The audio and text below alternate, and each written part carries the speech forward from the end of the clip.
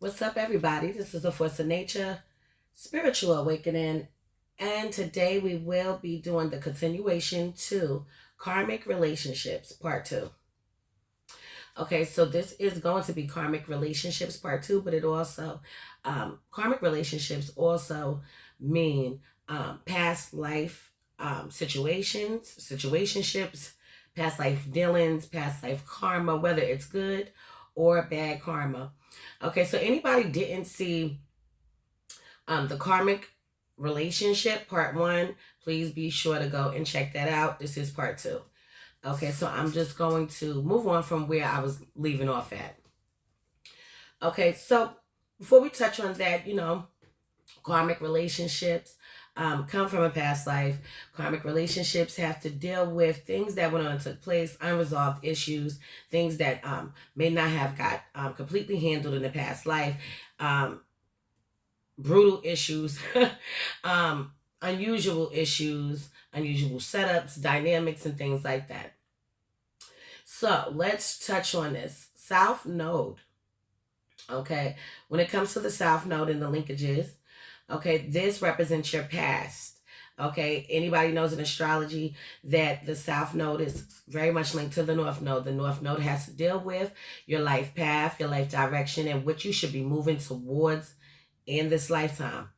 The South Node has to deal with the past life, things that you're more inclined to doing. So when we're speaking about the South Node, what we are speaking about, it really actually has to deal with undoings and things that you're very much familiar with.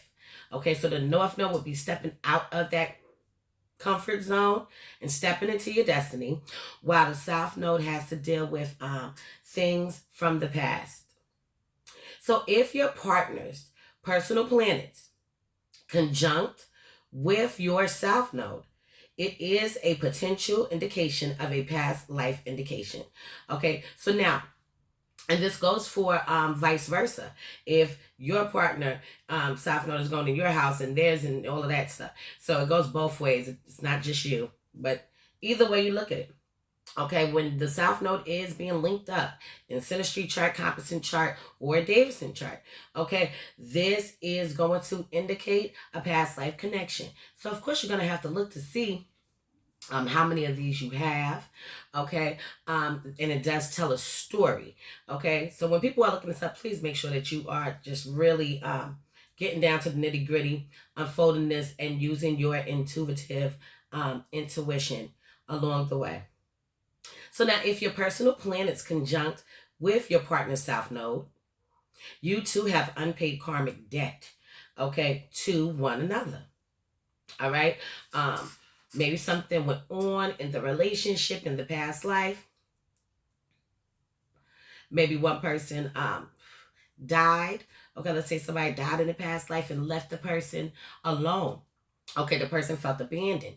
Okay, but now what if this was in the past life and the person just walked away from the relationship with not a lot of explanation onto why, no clarity, no closure. Okay, they just made a decision in their mind to just leave and move on.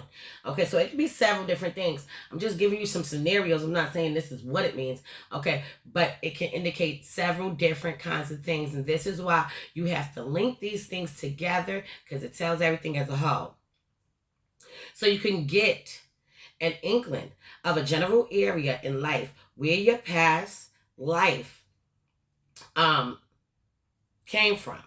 Okay, so what you would have to do is really analyze this, the houses, when it comes to the South Node. So this is more so if the seventh house has to play a role. Okay, the seventh house has to deal with partnership, marriage, commitment, one-on-one dealings with people, business. Okay, just you and another person conversing, conversating, having a conversation, you and someone else. Okay, but it does have a lot to deal with business, a lot. Okay, unfinished business. Okay, that's very, very karmic in nature. So now the vertex. Okay, definitely if you have vertex and linkages in Synastry, Composite, or Davidson chart, okay, this is going to mean several different things. But vertex lies on the right hemisphere of the birth chart and is the interesting point of prime, vertical, and ecliptic. So when your vertex is conjunct with your partner's planets or angles, the chances are high for a karmic past with one another. So when Juno jumps in and just takes over, Juno, the asteroid, right? Juno is an asteroid named after the Roman goddess, associated with marriage, family, life, and childbirth. So it lies between Jupiter, okay, which Jupiter is the husband to, okay, and all of this other stuff is the husband, and Mars is the lover, right? So Juno conjunct with the ascendant, the descendant, or the personal planets of the karmic partner can give you insight into your past life connection with them. Okay, keep this in mind, y'all. That's all, keep it in mind. Yes, I got it all written out. So when your Juno is in your partner's 12th house or vice versa, it is a clear indication of a karmic past. Okay, so whenever you see Juno appearing in your partner's 12th house or vice versa, this can be a very clear indication that this is a very strong karmic connection, karmic relationship. Okay, Saturn playing its part. So this planet is directly associated with your past life and karma. And hence, it is the most important one for your karmic relationship.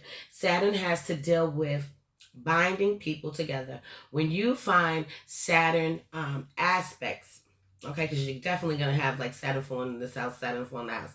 But when you have quite a few Saturn like relationships, it brings to the table a serious tone to the relationship. It does make both people at times, okay, feel like they want to be there for each other, take care of each other, do things with one another, even be around one another. But sometimes it can bring to the table, even though you want to be there for them and even though you care for them, it can bring on an intense feeling of obligation, burden, okay, boredom, becoming bored over a course of time when things were so alive and enticing and adventurous. It can become dull and whack and boring and what's next? What we going to do? Like, I'm tired of doing the same things. See what I'm saying?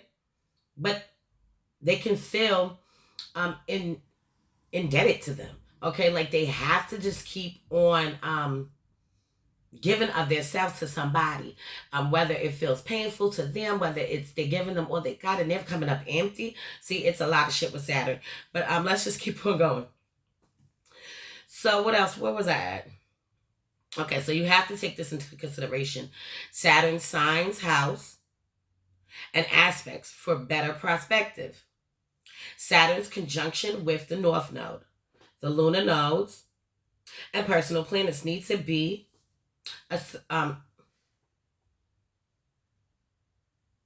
needs to be, I think I wrote asserted, but it doesn't look like I did that. You know, I mess up sometimes. Okay, so let's just move on. So through Saturn's positive manifestation, okay, the manifestation can spell good news for a romantic relationship. It is also something to be done with care and caution. Okay, so Saturn connections, pairing up. Okay, you have to be very on point when you're dealing in those kind of situations. Sometimes people with Saturn connections can definitely start feeling like they are being stripped of their authentic self.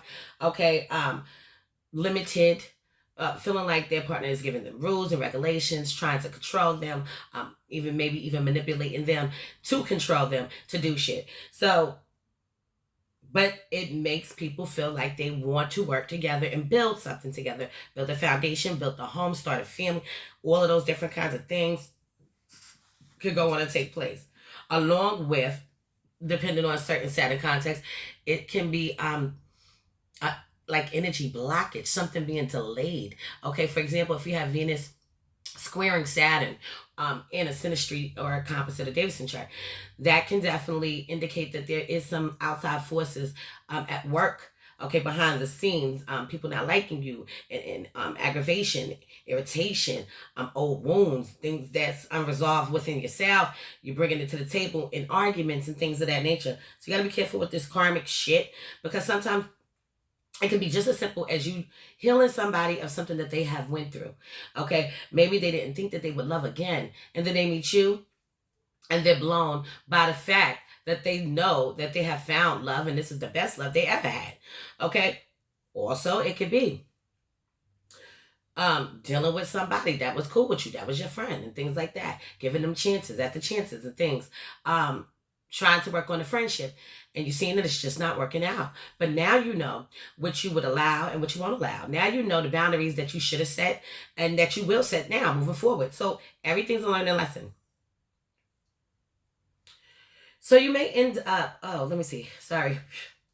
So unless you find supportive aspects, the hard aspects from Saturn to personal planets, such as conjunctions, squares and oppositions, semi-squares, and even the quincunx. I always mess this word up, but this is actually spelled Quincuncunx. I know somebody's going to jump on here and say, oh, if you pronounce it like this, laugh out loud. Yeah, well, just say it on there so people can say it, whatever. Aspects may spell doom, okay? So, as I was previously just saying that, okay, the Saturn connections are very binding. They are very feeling like you want to be dedicated to somebody, but it can feel like a burden, and that is too much pressure being on to you. Too much weight on your shoulders. You need a relief. You're depressed. You're stressed. You're overwhelmed. You're anxious. You're tired. You're bothered. You're frustrated. You're aggy. All of these different things can happen, but you still want to see the best for the other person. You still want to help them out. You still want them to be the better version of themselves. That's all. So you may end up in a karmic relationship if your birth chart reveals Saturn in the 7th or the 5th house. So take that into consideration if this pops up in your synastry chart, okay, in your composite chart, in your Davidson chart, okay.